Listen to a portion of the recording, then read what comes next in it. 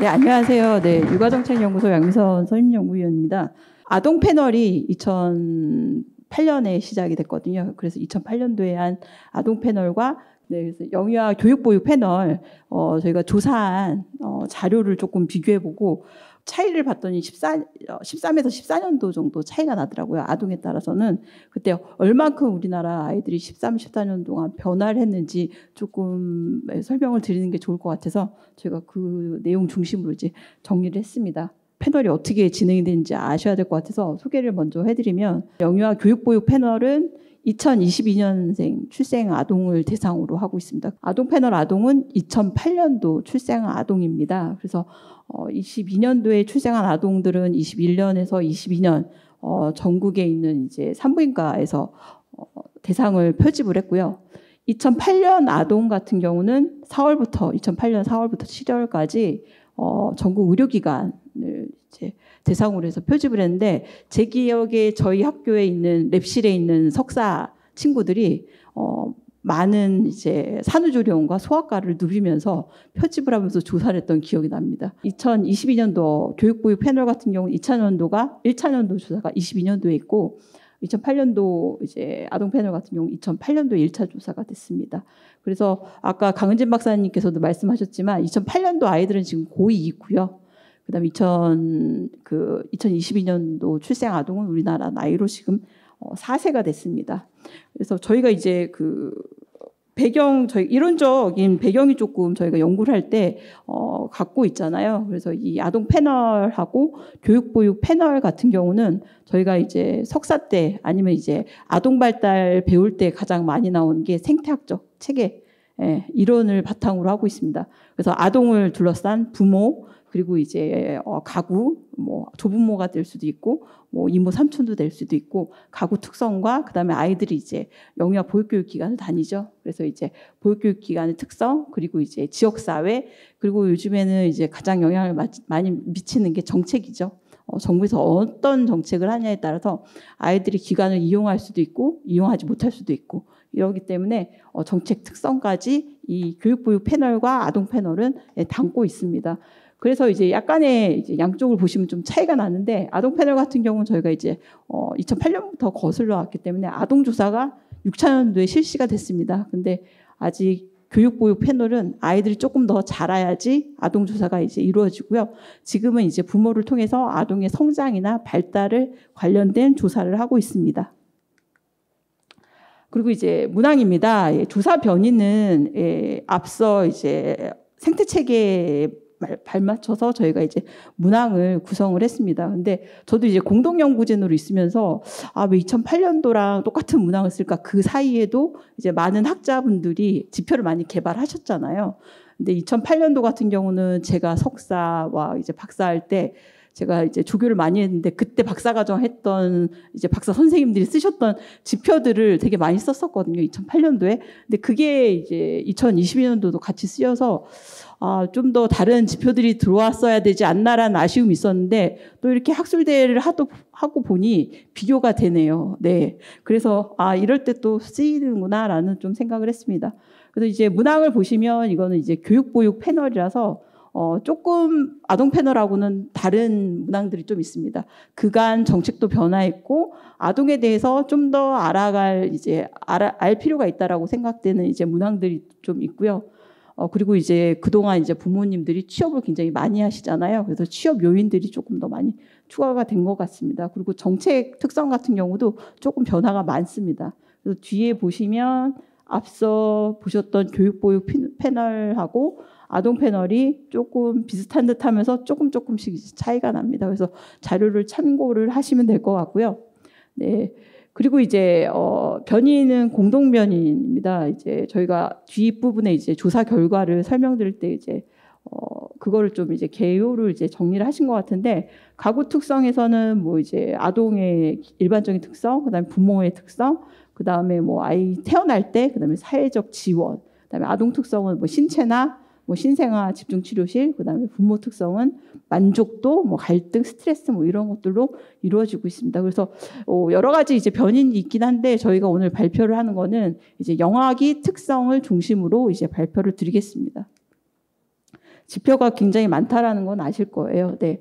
일단 이제 아동의 원령하고 성별을 조금 이제 살펴볼 텐데요. 일단은 이제 한국 영유아 교육보육 패널이 한국 아동 패널보다는 조금 원령이 조금 많습니다. 이제 조사 시점이 조금 달라서 아동 패널 아동이 조금 더 일찍 조사가 됐고 교육보육 패널은 조금 아이들이 조금 늦게 조사가 돼서 평균 원령이 한국 아동 패널 같은 경우는 뭐 이제 4개월부터 뭐 5개월 사이인 것 같고 한국 영유아 교육보육 패널은 6개월에서 7개월 사이인 것 같더라고요. 조금 이제 차이가 있습니다. 그래서 이 아이들 같은 경우는 어리면 어릴수록 성장 발달 차이가 굉장히 크잖아요. 그래서 이후에 보시면 약간 이제 최근에 저희가 교육보육 패널 아동들이 키도 크고 뭐 이런 차이가 조금 있습니다. 그거는 이제 원령의 차이에서 나타나는 차이라고 볼 수 있습니다.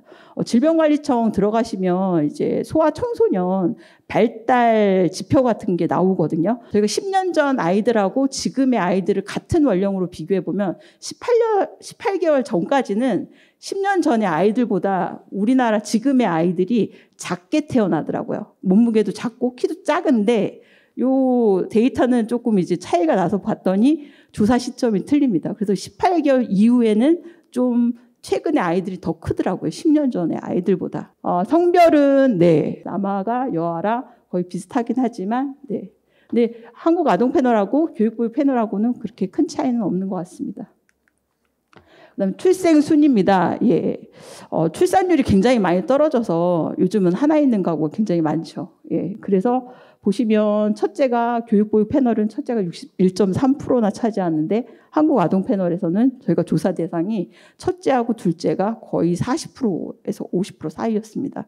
예, 그러니까 후속 출산을 거의 안 하는 거죠. 예. 그리고 이제 부모의 연령하고 학력입니다. 저희가 이제 출생 통계를 보면 초혼 연령이 계속 이제 올라가고 있거든요. 초혼 연령이 작년만 해도 여성들이 33.1세 정도 됐나 뭐 이랬거든요. 그러니까 초혼이 늦어지다 보니까 출산을 하는 연령도 이제 높아집니다. 예. 패널에 참여하신 부모님들의 연령이 한국 아동 패널보다 한국 영유아 교육보육 패널의 부모님들이 어머님들이 거의 이제 2살 이상 더 많고 아버지 같은 경우도 2살 이상 더 이제 많습니다. 학력 같은 경우도 네.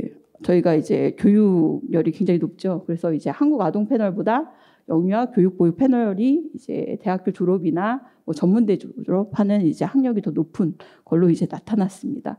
그리고 취업 여부입니다. 예, 취업 비율이 굉장히 높아졌습니다. 그래서 이제 취업 중이 영유아 교육보육 패널 같은 경우는 50.9인데 한국 아동 패널 같은 경우 29.4%였고요.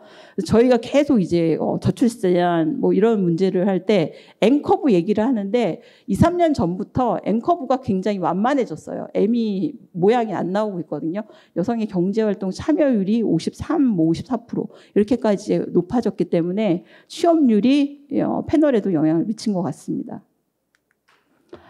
부모의 종교입니다. 네, 종교가 있다는 비율이 낮아졌습니다. 네, 가구 원수입니다. 네, 아이가 적어지다 보니까 예전에는 4인 가구가 기본이었는데 최근에는 3인 가구가 기본이죠. 그래서 이제 아동 패널에서는 이제 3인 이하가 뭐 41.2%고 4명이 39.1%였는데 보시면 이제 3명 이하가 56.9%로 굉장히 높아졌습니다. 15% 이상 높아졌습니다. 그리고 이제 가구 소득입니다. 이거 같은 경우는 이제 소비자 물가 지수를 이제 반영을 해서 계산을 한 건데, 한국 영유아 보육 패널이 한국 아동 패널보다 예, 수입이 높아졌습니다. 어머님들이 제가 보기에는 취업률이 높아졌잖아요. 어머님들이요. 그러니까 홀벌이가 벌어오는 가구 수입보다 맞벌이가 벌어오다 보니까 이게 가구 수입이 높아진 것 같습니다.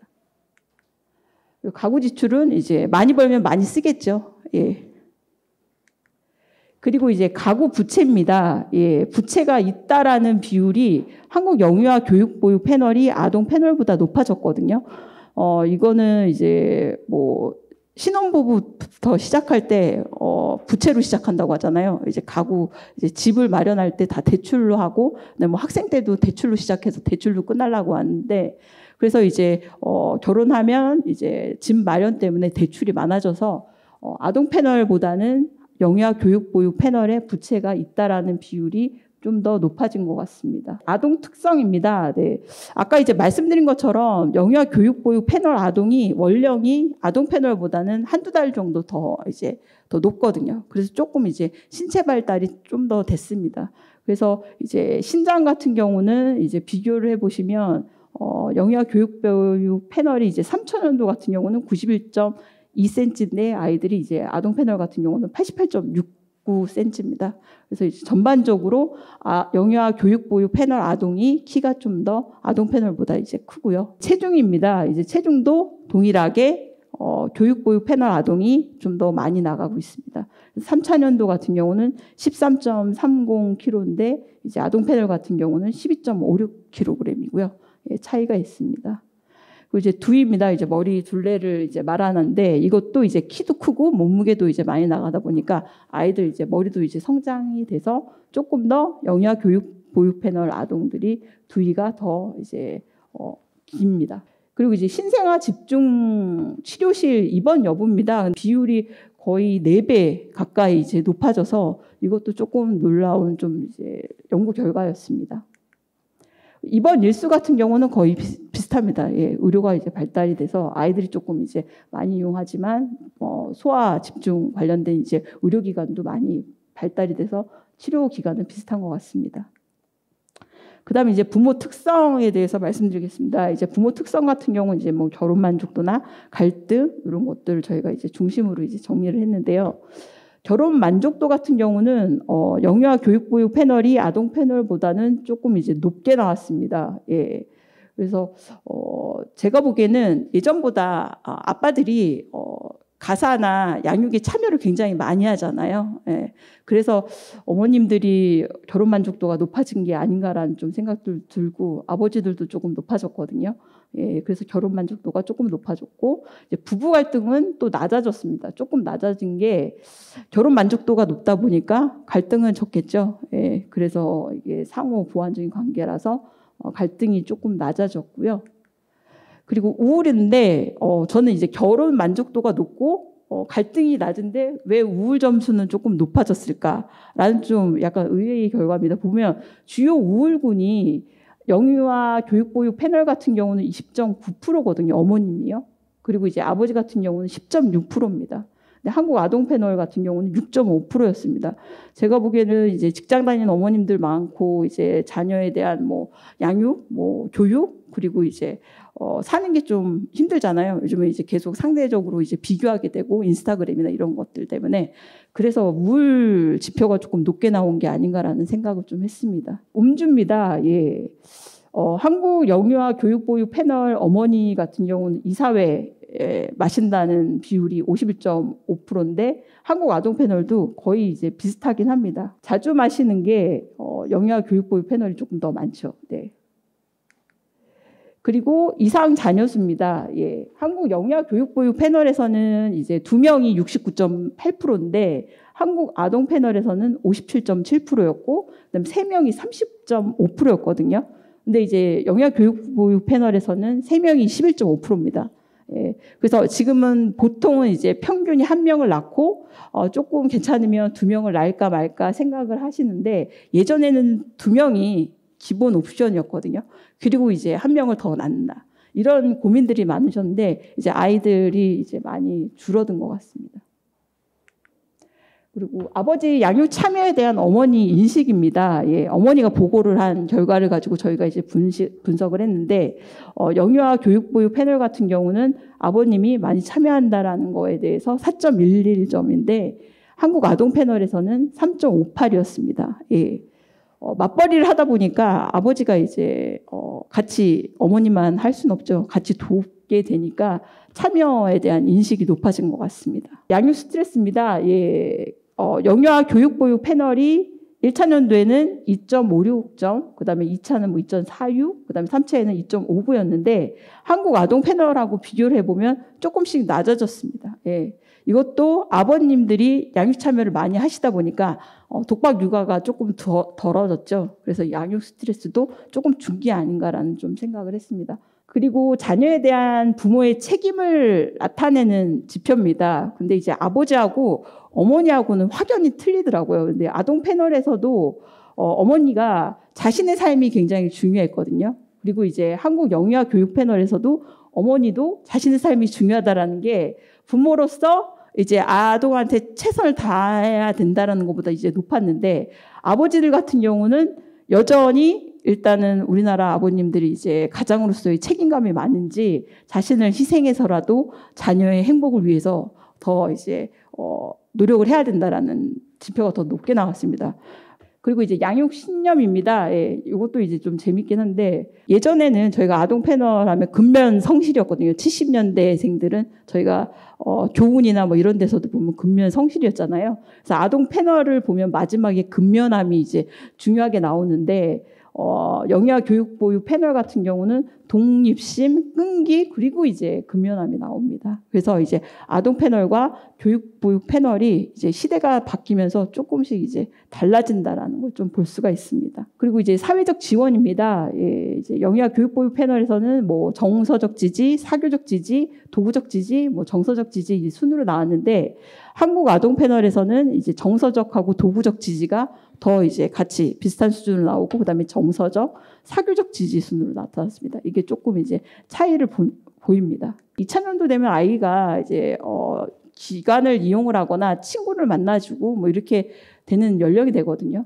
그래서 이제 정서적하고 사교적 지지가 조금 더 앞서 나온 게 아닌가라는 생각이 듭니다. 그래서 도구적 지지, 정서적 지지 이제 순입니다. 근데 아동 패널하고는 순서가 약간 이제 틀리죠. 아동 패널에서 이제 부모님이 도구적 이제 지지를 더 어머님이 더 우선시 여겨서 그런지 도구적 지지가 먼저 나오고, 그다음에 이제 사교적 지지, 정서적 지지 순입니다. 네, 3차 년도는 이제 보시면 될 것 같고요. 이상입니다. 네.